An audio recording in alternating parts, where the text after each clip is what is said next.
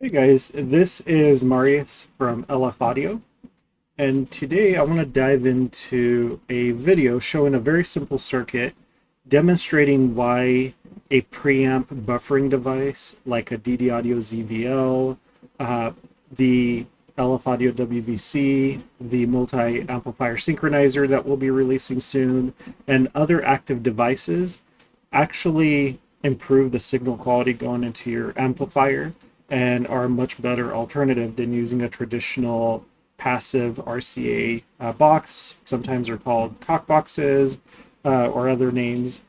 And I want to show you the circuit and actually what makes the signal better in several ways.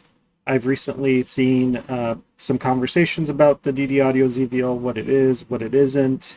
And I've had users reach out to me asking for my opinion on some of the replies.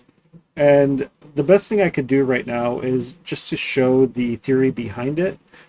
And I received approval from DD Audio to sort of go into this. None of this I think is proprietary. I mean, this is pretty standard when it comes to signal buffering in the preamp section. So hopefully you'll stick with me and learn a little bit more about how audio works inside of your car, how it works inside of your amplifiers. That way, as you continue to build your system, you have some additional knowledge to consider. All right, so what we're going to do is we're going to start with this circuit here. I'm using every circuit. It's a circuit diagram. And the reason I chose it is because it will allow me to visualize things for you in the simplest manner possible. So even if you don't necessarily have a background in electronics engineering, hopefully you can follow along and it's intuitive and easy. So please just give it a chance. I promise you I'll do my best to make it understandable even if you don't have the background.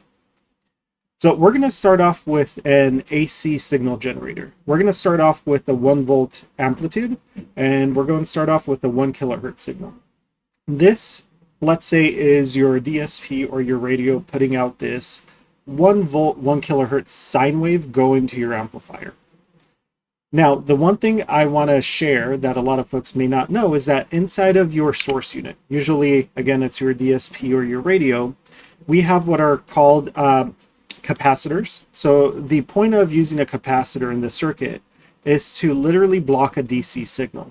Let's say that one of the components in the RCA signal path had an issue, maybe something happened. You want to block that constant DC signal from going through that path. So what we're going to do here is we're going to add a capacitor, and we're going to set it up to 4.7 microfarads, which is what I find most typically inside of these circuits. So we have a capacitor, and then we're going to add a resistor.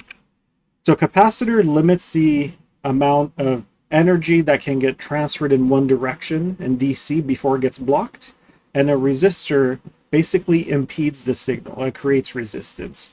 And the reason you see these in the circuits usually is to make sure that you don't have a short circuit. So in case you accidentally touch the RCA ends, you don't have a short circuit, and then we have a scenario where the device, the preamp section of the radio, the little amplifier, has that short. So we're going to set this to a low value. Again, all of this is for demonstration purposes, but I think it's enough to showcase the idea here. So we're going to have a 40 ohm resistor. And then one of the most important things to consider now is one more resistor that usually ties one of the rails to ground.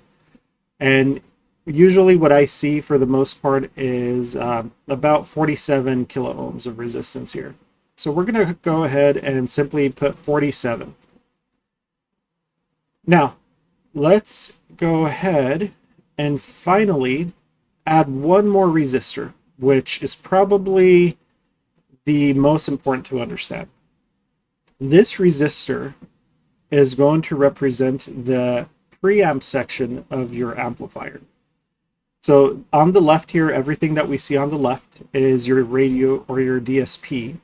And then on the right is your preamp section that actually takes in that RCA signal and then amplifies it inside of the amplifier to generate that actual signal that gets pushed through your subwoofer or speaker.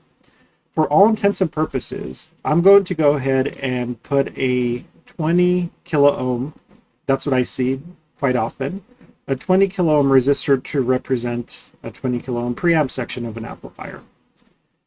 And I'm going to connect all this. Now keep in mind, everything on the left, and maybe I'll move it here, that way we have some visual separation and it makes it easier to remember. Everything on the left is a circuitry that is built inside of your DSP or your radio, putting out a signal that is meant to go inside of your amplifier. And everything on the right here, this 20 kilo ohms, represents the amplifier receiving that signal. So now that we have everything set up, I'm going to monitor two parts of the circuit. The first part is the actual signal that the amplifier inside your radio, the little tiny amplifier, is generating, that is meant to get driven into your actual big amplifier. So we're going to show that waveform.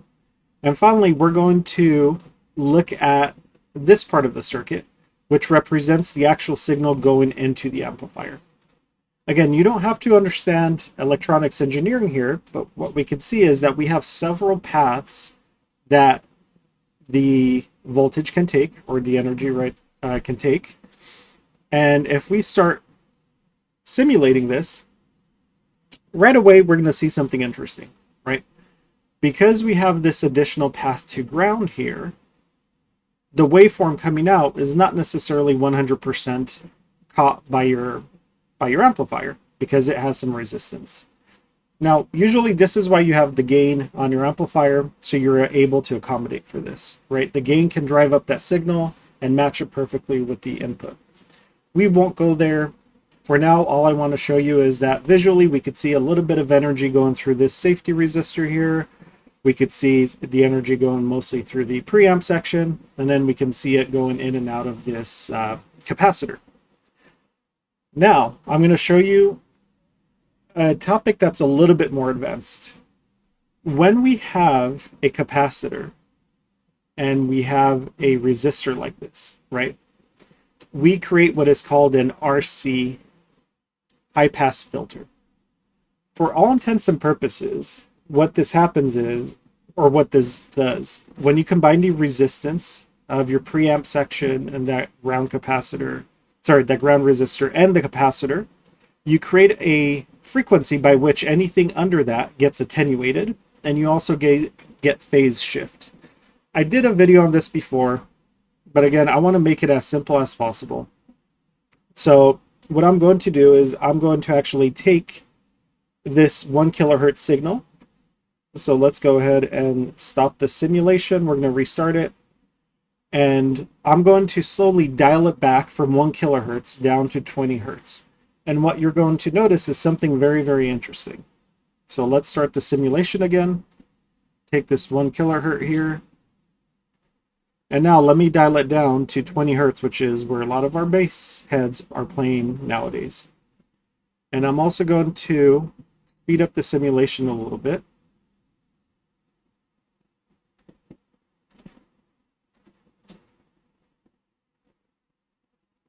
Apologize, let me hide some of this unnecessary visualization here. I have a few too many. There we go. We care about that one and this one. All right, let me speed it up some more. All right. So here we are at 20 hertz. What you'll notice is that we have natural phase shift in the signal.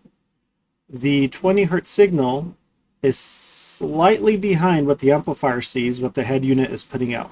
Again, that is due to the nature of using a capacitor and the RC filter that were created.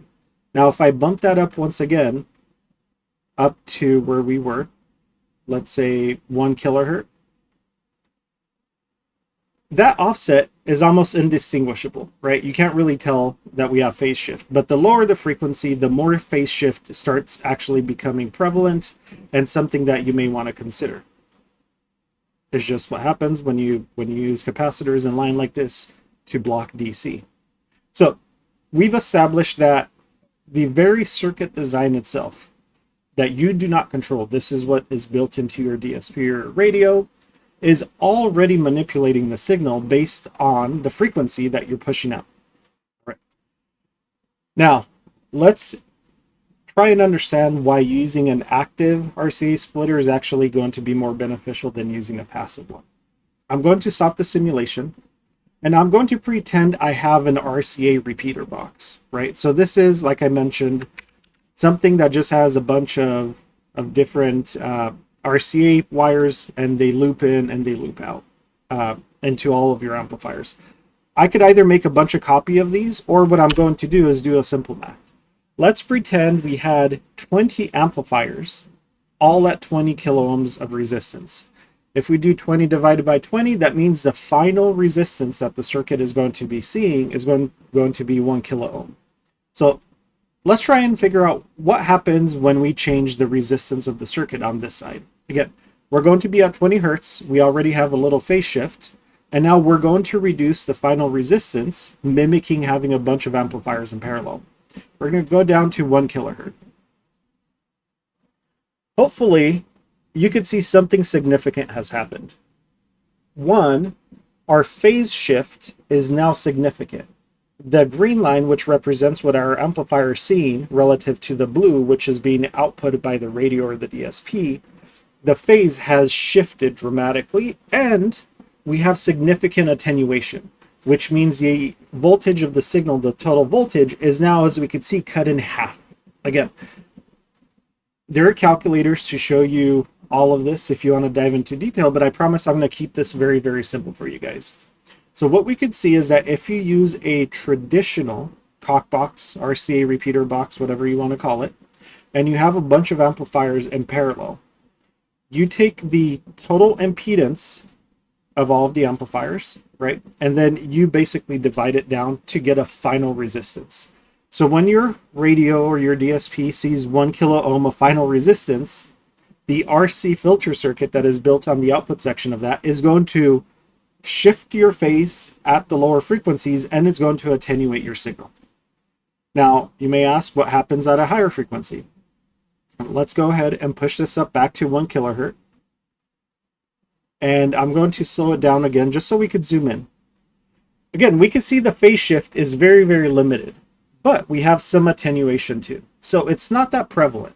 So using those type of repeater boxes, while they do have an impact at higher frequencies, it's not going to be that noticeable, right? I'm not saying you should use those, because now your output section of your DSP or your radio is working a lot harder, trying to push a much lower impedance or resistance circuit. And again, not all of them are built for that. A lot of them are targeting 5 to 20 kilohertz. Again, if you drive 1 kilohertz because you have 20 amps in parallel, it's going to be a nightmare. I don't recommend it. Once more, final time. I just want to make sure I clearly communicate what's happening here. Down at 20 hertz, we have an attenuation of the signal, and we have phase shift of the signal because of the nature of the electronics used inside of the circuit. Nothing you can do. It's not your fault. It is literally how these circuits are built for safety. That's why we have a capacitor there to prevent DC voltage. We don't want that. We only want AC. So now the answer is, how does a DD Audio ZVL, how does a multi-amplifier synchronizer, active RCA repeater work? Essentially, what it does, it puts a little amplifier. It's called usually an op-amp, called a buffering op-amp, unity gain op-amp. There's many names for it. But it puts a little circuit between the output section of your radio and this final load here, to where we're basically reinforcing the signal. So your radio or your DSP sees about 20 kilo ohms at all times, which means that we can maintain, let's speed up the signal again, we can maintain that phase shift, and we can maintain that voltage level without attenuating it, all the way from 20 hertz to 20 kilohertz. So that device literally just allows your radio or your DSP to see one load. And then it has a bunch of little op-amps, or you could consider them little tiny amplifiers, that amplify that signal in parallel for all of the outputs going to every one of your amplifiers.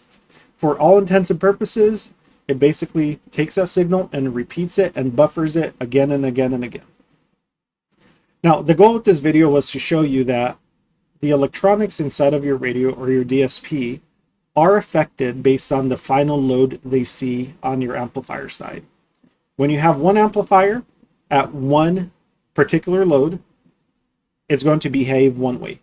Once you start parallelizing those amplifiers and you use that repeater or a Y splitter or some other passive mechanism, that total impedance is going to become lower, which is going to affect how the circuit behaves. You're going to have natural phase shift on the lower frequencies, and you're going to have much lower voltage is going to get attenuated. Once again, 20 kilohertz, we're going to go ahead and drop it down to 1 kilohertz. You could see how dramatic the phase shift is. We have, what is that? Almost 90 degrees of phase shift, and we have half the voltage, so that's 50% attenuation. So if you have a setup that is built for SPL, this is why using passive circuitry means you have to do a lot of work on setting the gains yourself, setting the phase, and doing all this magic trying to fix what ended up breaking because you were using a passive mechanism for distributing the signal across multiple amplifiers. Happy to do follow-up videos if you guys have any more questions, but I'm hoping that this visual right here is going to help a lot of folks understand why using active RCA splitters is a good idea. High quality ones with low THD is a good idea. And again, I love the DD Audio ZVL. And while technically, right, it doesn't affect phase shift, it affects phase shift in this particular situation because it keeps your phase in line for all amplifiers. Whereas not using this and using a passive RCA box would end up in this phase shift here that is a consequence of not using some sort of buffering in between the signal source and the signal destination. Thank you guys for watching.